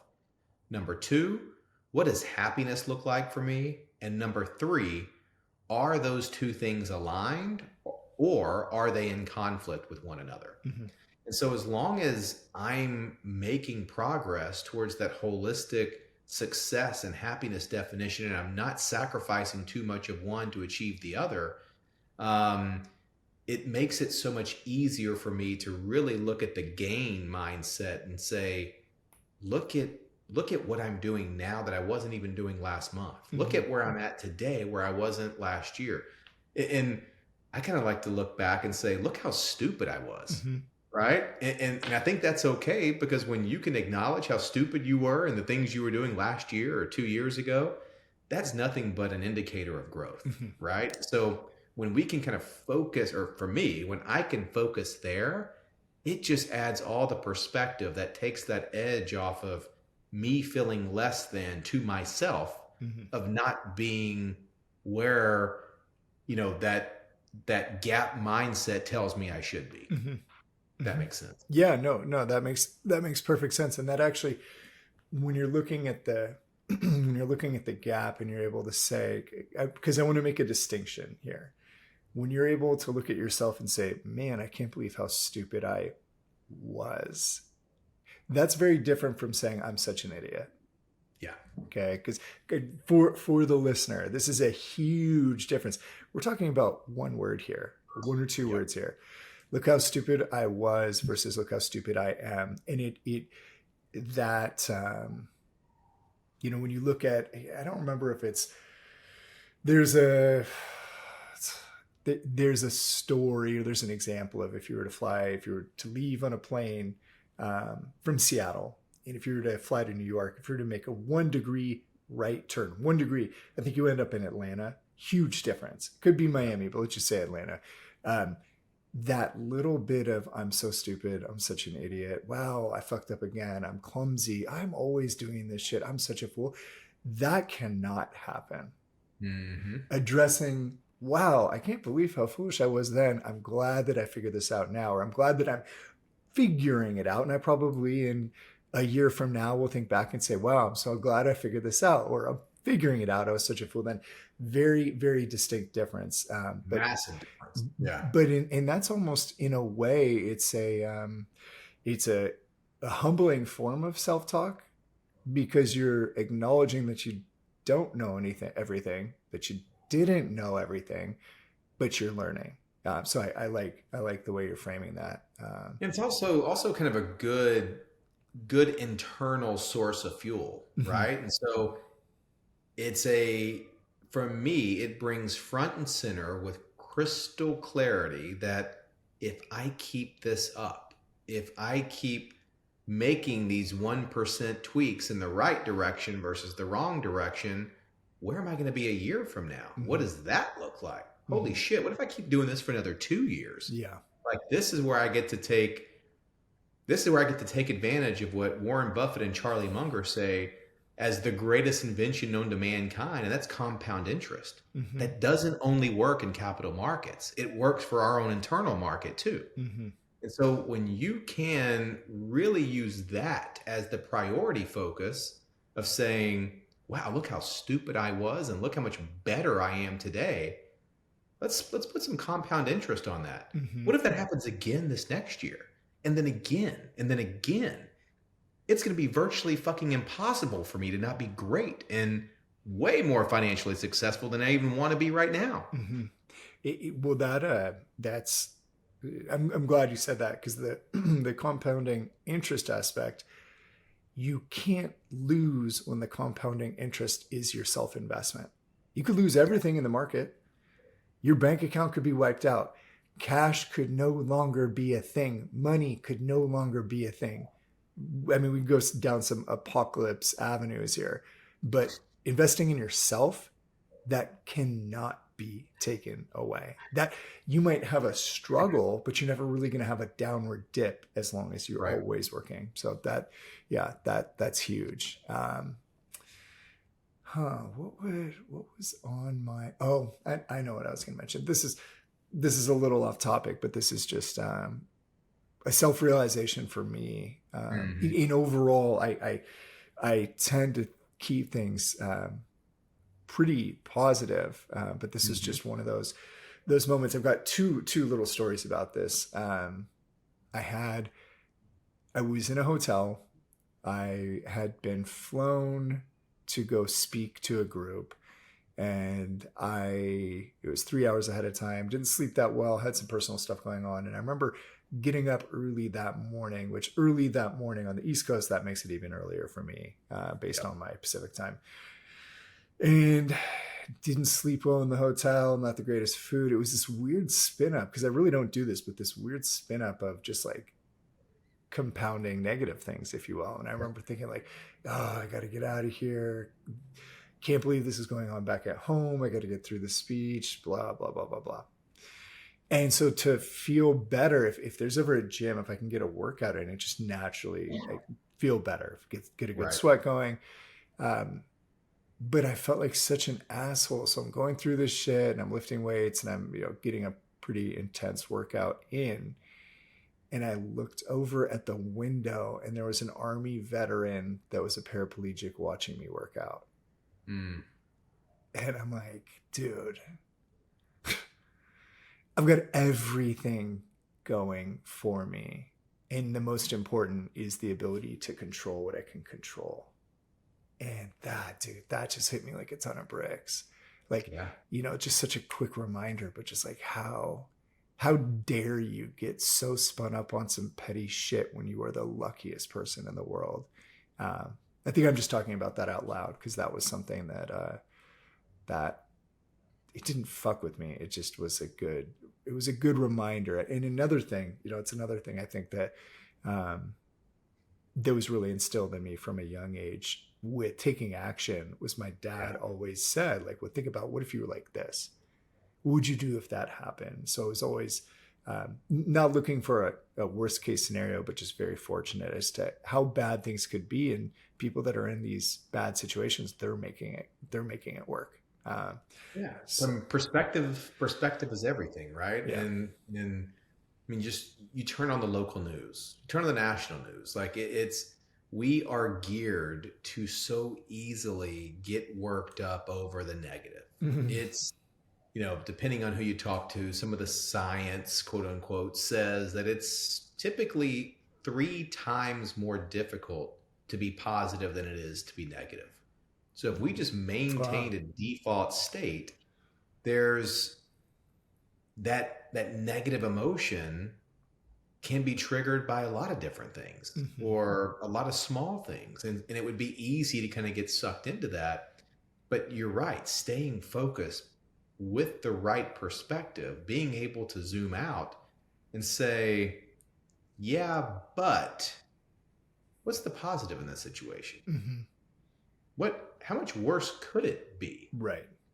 And it's just that small shift of putting in that extra effort, the 2x, 3x, whatever the number is, Mhm. putting in that extra effort to shift the perspective towards a positive outlook versus the default where we tend to go when things just don't fall our way, things don't go our way, can kind of drift into the negative mindset. Mhm. Mhm. Um, yeah, that's a conversation might come better for you from you. Should probably connect you with my mom on that with the negative inputs. Gosh, yeah, she. Well, I think that it might be an age thing. I Mm. don't know. I noticed that it seems like most parents around my mom's age are very caught up in political news. Like that just Yeah. seems to be like the thing. That's the Instagram of the 65 to 75-year-old era right now, if Yeah. you will. That's like the did you see this? Did you see that? This is what I'm so. Yeah, maybe I'll have you do that. And then when you were talking about this earlier, I don't want to forget this. We're talking about the algorithm that's supposed to let you see the gap. And the focal point I want to make is the algorithm is there to perfectly make you see your gap. Mm. Everyone's got a different gap. Yep. And this software is, when at least for me, when we talk about AI and it's like, well, how good could it be? Or what about this? What about that? Let's talk about algorithms. Algorithms know me so well, it's sickening. Like, Mhm. like it takes maybe, let's say 3 days if you're really doing something, whether it's TikTok, Instagram, starting a new account, for it to know you better than you know yourself. Something pops up, you're like, I didn't even know I needed that. So that, Mhm. yeah, the algorithms out there, and when you Google search too, like everybody, if you and I search, maybe ours would be similar, but if I search something on Google, the same wording, and I went to someone in Fort Lauderdale, Florida, they may get different results, not location results, but based on their search history. And that's a really scary thing too, because we look to the internet for facts, we look to Google for facts, and it's facts based on what we already believe in somewhat. It's Mhm. like based on the clickbait we've gone after, based on what we've typed in, based off our Netflix movie history. It just, yeah, it's I'm When you not said scared like in a bad way, but it's scary. no, but you said something about the gap there that I think is worth kind of a double click on, and we have to acknowledge that the gap by design is meant to be elusive. Mm-hmm. It is not a static thing. So as we sit here today on whatever today's date is, and we look forward and understand what the gap is. Well, back to that 1% continuous improvement. Well, if we close that gap between now and the next 12 months, guess what's going to show up 12 months from now?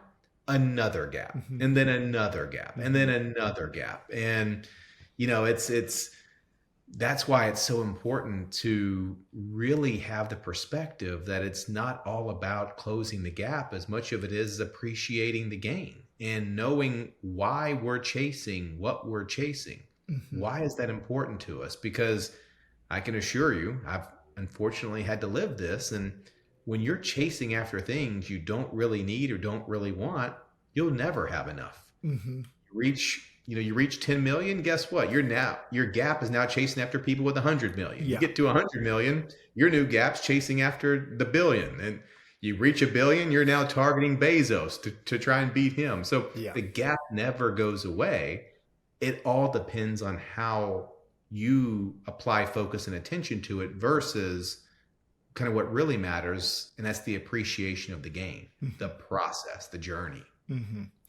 Yeah, well, so now to triple down on the gap, I was talking to someone last week about this, and when whatever goal we set, there's two things that mess up the goal. So whatever goal we set, once we get there, it's never enough. And the other thing that changes the goal is we live in a society with inflation. So whatever Hmm. your goal is or was, let's say you wanted to make 50K. Let's just say that's the number. 50K 20 years ago out of college was really, really good. 50K out of college now is like maybe on the lower end of the scale of what Yeah. someone would take, like the very low end. And we were talking about, I remember I have a buddy, you've probably met him at some point, but he lives in Japan now. His name's Naoya. And I think we were 18 or 19, and we were looking for some Christmas work. Just some, like, I think we were home for the summer looking for some part-time work. So we looked at UPS, and we Mm. noticed that if you were a full-time UPS employee, so 19 or 18, this is like 2006, that you could make 70,000 a year. And I Mm. remember looking at that, we were both like, what? Holy shit. We don't even know. We don't even need to go back to college. 70 grand. Oh my God. UPS just announced that their minimum wage for a full-time driver is 170. Yeah. 170. So whatever goal you set, that number is going to get crushed just by time. Hmm. And it's never enough. And what 70 would have got us then, which I would have cut my foot off for 70 then. Now I wouldn't move for it. Like it just is, it's crazy. Yeah. And the perception of it, and everything gets more expensive. And I'm going to go off on one here, but isn't it weird? Like I'm to the age now where I just notice, and I probably noticed this 5 years ago, but it's always the biggest MLB contract in the history of MLB. It's Yeah. always, because every year there's more money. It's not like, the $10 million offer 40 years ago really was that great. We don't take into consideration the inflation on it. Now it's a $250 million offer over how much time. And we think, wow, this is incredible, but it's the same shit. We're just Yeah. getting, we're just NFL getting caught up in players, it. NFL players in the 60s had to have part-time jobs in the off season. Yeah. Yeah. Crazy, crazy stuff. So there's two other things that I wanted to touch on. And this is just, this is more like things that were popping into my. If you Yeah. if you Yeah. have Yeah. anything that you've been kicking around, go for it. But I had an experience, and I love being wrong. I Mm. love being wrong when I'm really wrong. Um, I typically don't. I try not to speak unless I'm pretty sure that I know what I'm talking about. But if there's a better way to do it, I'm always open to it. Um, but there's a guy that works a desk job at a place that I frequent often. I'll leave it like that. And when I walk by this guy, I was like, man, this dude is super socially awkward. Like I don't know what's going on, but almost like to a degree. And he'd never hear this, so I'll just go with it. To the degree where, like, kind of like a creepy dude, doesn't take Mm. care of himself, greasy, kind of looks like God. This is not polite, but he'll never hear it. He looks exactly like who you think you'd run into back in the day when you'd rent porn at a video store. Like, like that's the guy. Like mustache, just Quite the greasy. visual. He Yeah. kind of looks like Ron Jeremy, just bigger. Okay. And anyway, I don't know. I just didn't really, whenever I walked by him, I thought, like, how did he get this job? And so this is really, really, really cool. It was cool for me. I don't recall what made me do it. I don't recall why this happened, but I'm typically pretty talkative. I'll say hi, how's it going? And there was a couple times where I would say hi and he'd just stare at me, where it was weird. It was really weird. Mm. But I made more of an effort. Like, hey, what's up, man? How's your day going? Oh, wow. And like laughing with him. Oh, what'd you think of this? Oh, I'd never do that.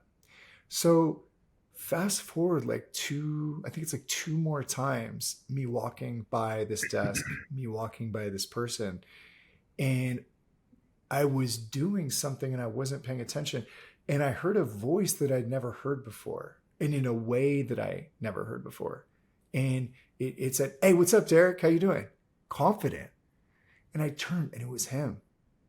Mm. And it was like, whether he was just, maybe he's introverted and maybe he felt like I wasn't worth his time, where I'm, foolishly thinking that the opposite would be true.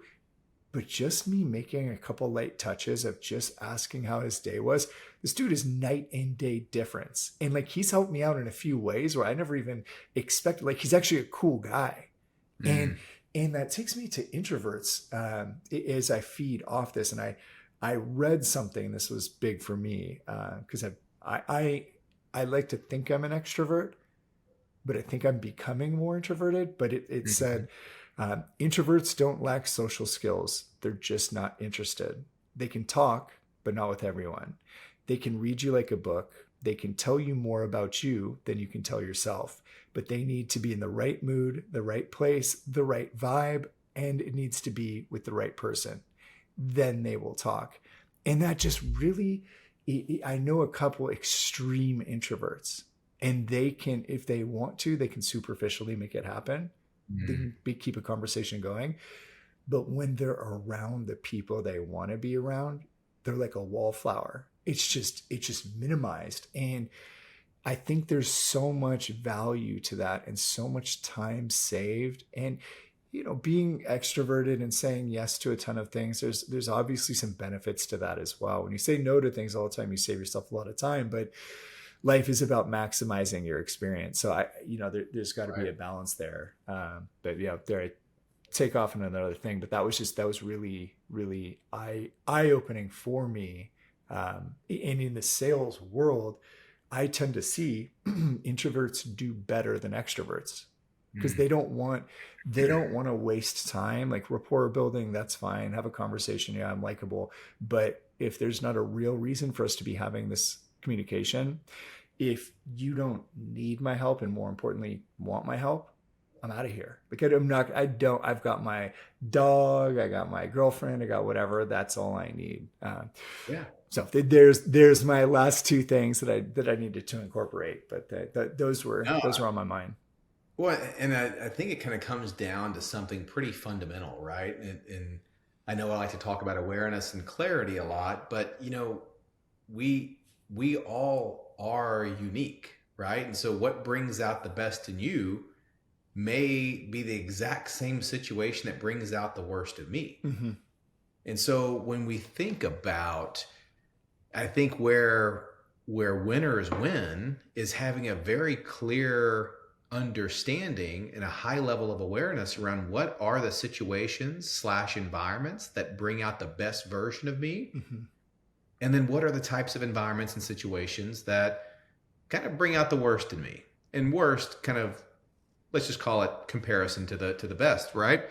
And so when you can generate that type of clarity and then start stacking the chips in your favor to create more of those situations, find more of those environments that elevate you to being the best version of you, Mm-hmm.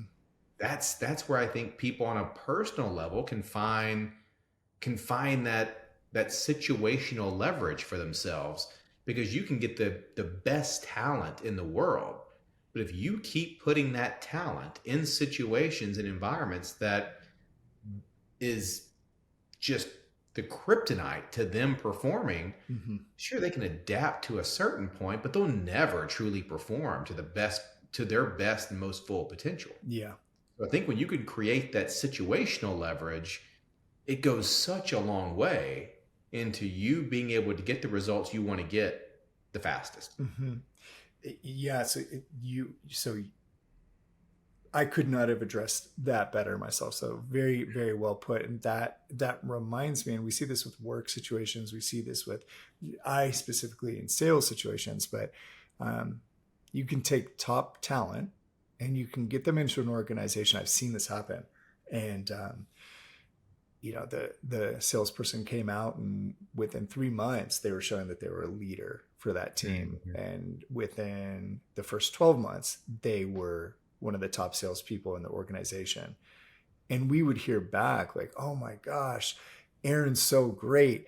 I'm so happy you helped with this. We just need more Aarons." And then, you get past that first year and you speak with them and they say, "Aaron left. I don't know what happened." And it's like, yeah, he thrived because it was a new scenario, but you put him in a situation where he wasn't actually going to continue growing. And he left because your culture, because your environment, because whatever your path of growth for him wasn't right. And now it could be he or she, but he, using you in this example, got flustered and went a different direction.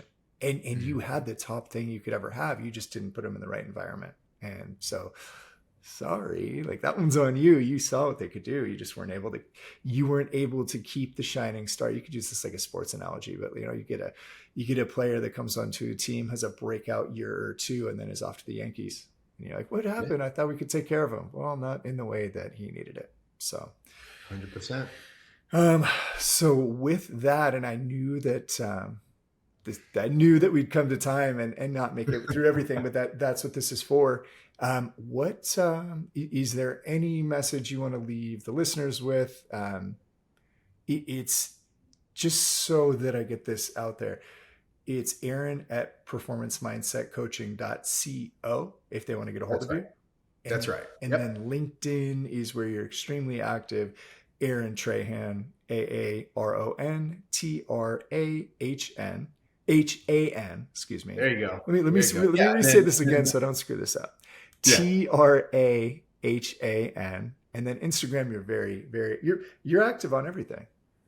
Yeah, it's just trying to cover all bases there, and yeah, and I think since we spoke the first time, the website's now live, so you'll find all the information around my approach, my methodology, kind of what separates me.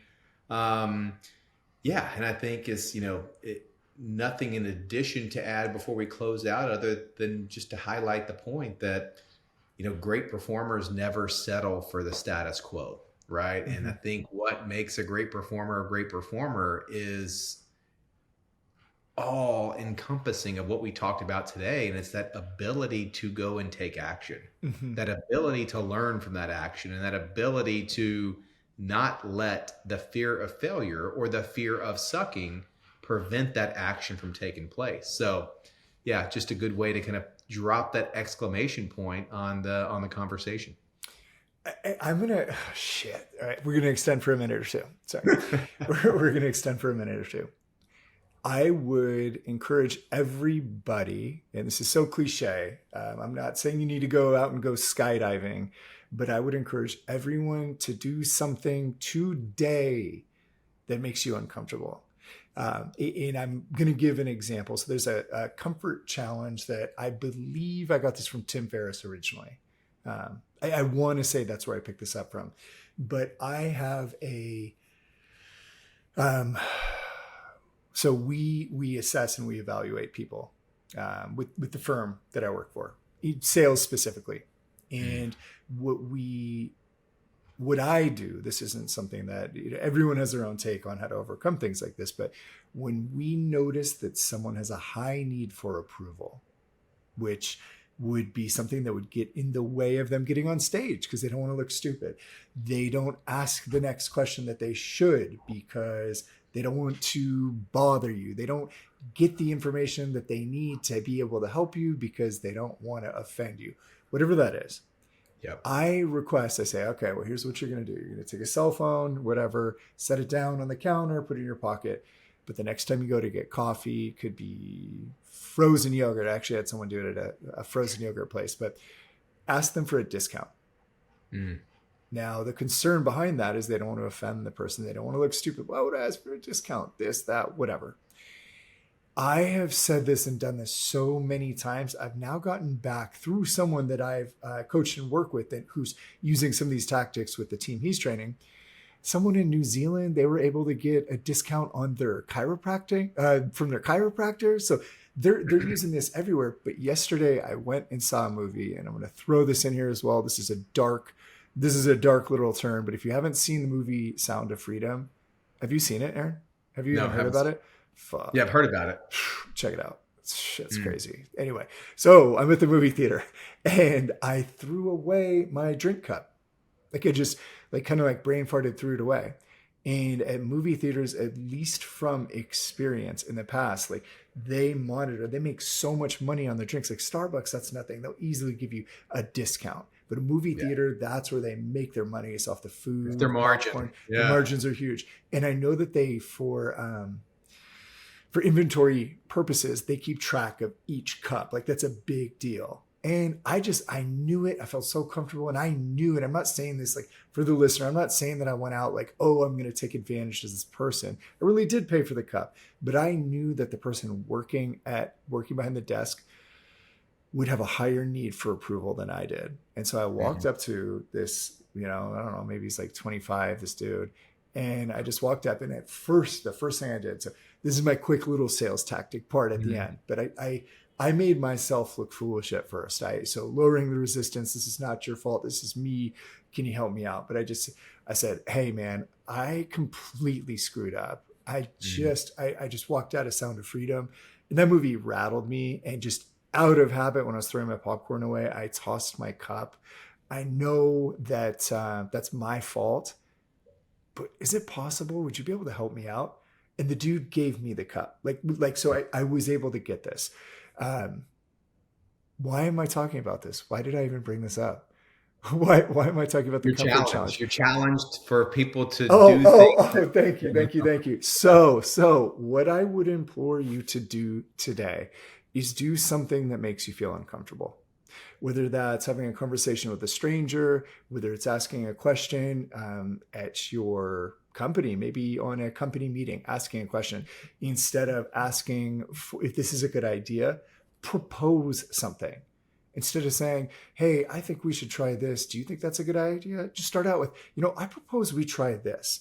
And these little uncomfortable things, when we're working these little comfort muscles, what I'm talking about is not a big deal. Asking for a discount at your coffee shop, asking for a cup, asking for anything like that. But the more you strengthen these little discomfort muscles, the better you'll be, the more able the more willing and able you'll be to handle things that would be stressful in a typical situation. Once you've been desensitized to the, so horrible concept that maybe someone says, no, I can't give you a discount. And that's it. That's it. It doesn't matter. So that is my homework for everybody until the next week is today do something that makes you feel uncomfortable. And I will make it my homework, whatever the skill is that I think I want to learn. Maybe it's a cooking class. Maybe I'll do a salsa class. But I'm going to hit like 8 weeks of it. I'll let you know how good I am at the end of the 8 weeks. And I'll have something picked by the next episode. So love it. Aaron, thank you for spending 2 hours with me. And I have a sneaking suspicion I'll be seeing you again very soon. I loved it. Great jam session. And see you soon. Awesome. Thank you for the time. All right. See ya.